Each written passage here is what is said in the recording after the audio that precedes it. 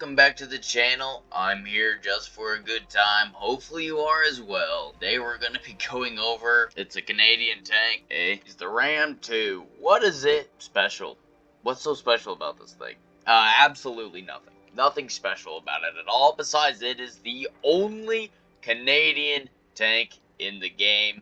But anyways, what does this tank actually, what is it capable of? Well, it's, if you like the M4, it's kind of like that, but it's also a bit of a mix of a few other tanks. Kind of the tanks that I compare it to are, yes, the Matilda Black Prince, or other tanks that kind of have this pea shooter, like the regular Matilda Tier 4, or the AC-1 Sentinel.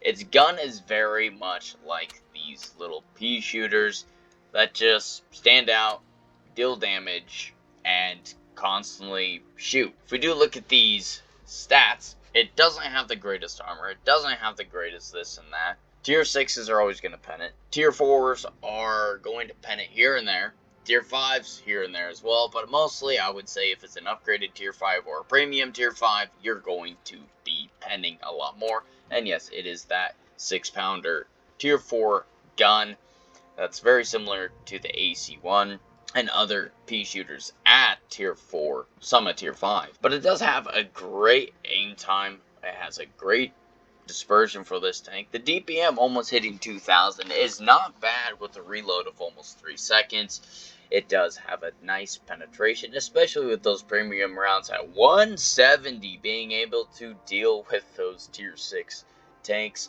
or even those heavily armored tanks at Tier 5. The damage, of course, well, you're doing 90 and 75, not the greatest. Most of the time, I'm averaging actually about 85 and about 100. The 8 degrees does not feel like 8 degrees on this tank. Otherwise, the rest of the tank is alright. It gets around. It's not the fastest of mediums. It's kind of like the M4, so it's a bit sluggish, but it does have a few more weird weak spots like this guy, some weird edges here, and all that. But what do you expect? It's Canadian, eh? Alright guys, we're gonna be in a platoon this game with someone in the clan. Let's get this show on the road. And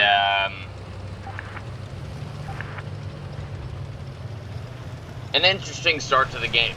I usually don't have my chat on. Well, we're going to be going to the usual medium side that most players do.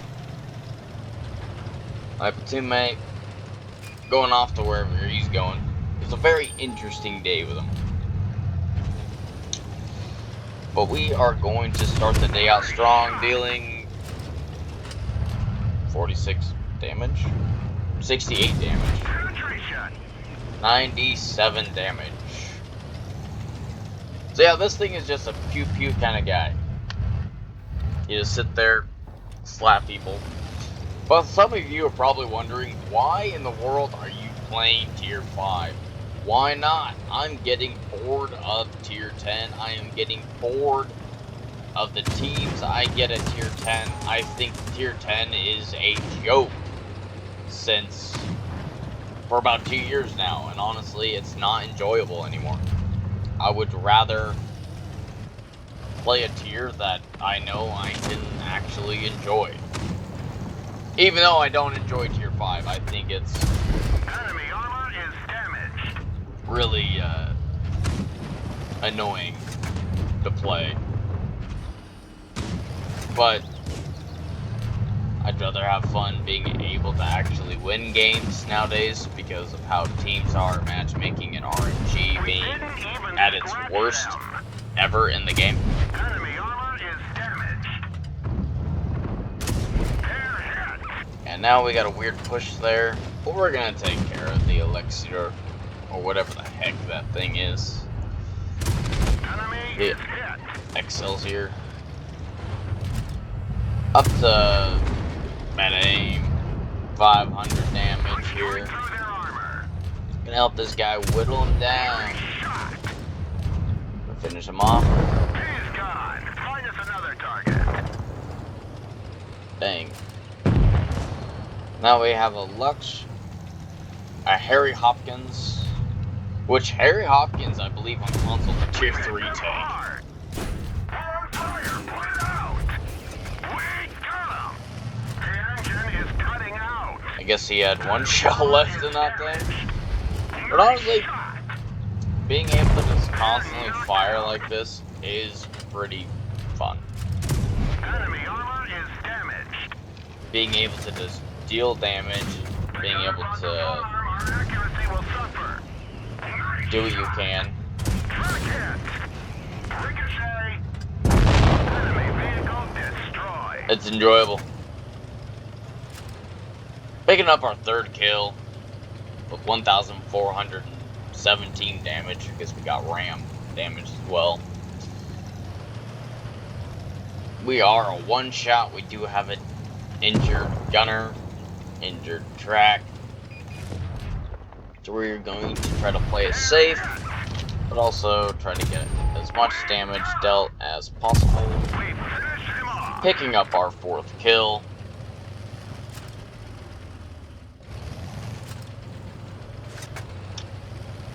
And now we are going after the AT-2, which is a crazy tank to play against at tier 5, especially when it first came out. That one didn't go through. MT7 trying to regain his honor from the game before.